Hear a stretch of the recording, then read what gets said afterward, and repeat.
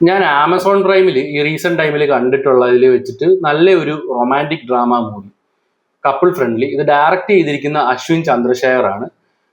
ഇത് തമിഴിലും അവൈലബിൾ ആണ്, അതുപോലെ തെലുങ്കിലും ഈ സിനിമ അവൈലബിൾ ആണ്.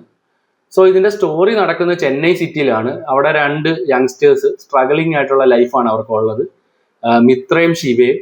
സോ ഇവർ രണ്ടുപേരും ഒരു പ്രത്യേക സാഹചര്യത്തിൽ കണ്ടുമുട്ടുന്നു, അതിനുശേഷം ഫ്രണ്ട്സ് ആവുന്നു. പിന്നെ അവരുടെ ആ ഒരു റിലേഷൻഷിപ്പ് പതിയെ ബിൽഡ് ചെയ്ത് ഒരു ലവേഴ്സായി മാറുന്നു.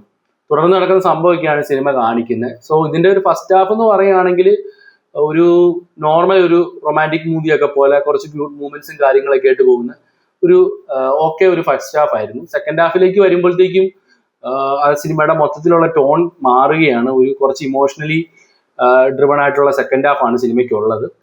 സോ ഈ ഒരു സിനിമ എനിക്ക് പേഴ്സണലി ഇഷ്ടപ്പെട്ടു. ഇപ്പൊ ഇത് ആമസോണിലാണ് സ്ട്രീം ചെയ്തത്, ഇറങ്ങിയിട്ട് കുറച്ചായി.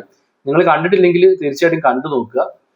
പിന്നെ ഇതിനകത്ത് ഏറ്റവും എടുത്തു പറയേണ്ടത് ഇതിനകത്ത് പെർഫോമൻസ് ആണ്. ഇതിനകത്ത് ലീഡ് ആക്ടേഴ്സ് എല്ലാം നല്ല പെർഫോമൻസ് ആയിരുന്നു. എസ്പെഷ്യലി ആക്ട്രസ് നല്ല രീതിയിലാണ് ആ ഒരു ആക്ട്രസ് ഈ സിനിമയിൽ പെർഫോം ചെയ്തിരിക്കുന്നത്. പിന്നെ ഇവരുടെ രണ്ടുപേരുടെ ഉള്ള കെമിസ്ട്രി നന്നായിരുന്നു. പിന്നെ മ്യൂസിക് നല്ല ഫീലൊക്കെ ഉള്ള നല്ല സൂപ്പർ മ്യൂസിക് ആയിരുന്നു സിനിമയ്ക്ക് ഉണ്ടായിരുന്നത്. പിന്നെ ആ ഒരു ചെന്നൈ സിറ്റിയുടെ ലൈഫൊക്കെ കാണിക്കുന്ന സിനിമാറ്റോഗ്രഫിയും കളർ ഗ്രേഡിങ് പരിപാടിയും എല്ലാം നന്നായിട്ട് വർക്കാവും. അപ്പം ഞാൻ അടുത്ത് കണ്ടതിൽ വെച്ചിട്ടുള്ള നല്ലൊരു റൊമാൻറ്റിക് ഡ്രാമ മൂവി ആയിരുന്നു കപ്പിൾ ഫ്രണ്ട്ലി. നിങ്ങൾ കണ്ടിട്ടില്ലെങ്കിൽ തീർച്ചയായിട്ടും കണ്ടു നോക്കുക. കണ്ടിട്ടുണ്ടെങ്കിൽ നിങ്ങളുടെ അഭിപ്രായം കമന്റ് ചെയ്യുക. അപ്പോൾ കൂടുതൽ സിനിമ റെക്കമെൻഡേഷനും റിവ്യൂസിനൊക്കെ ആയിട്ട് ചാനൽ ഒന്ന് ഫോളോ ചെയ്യുന്ന കാര്യം കൂടെ കൺസിഡർ ചെയ്യുക.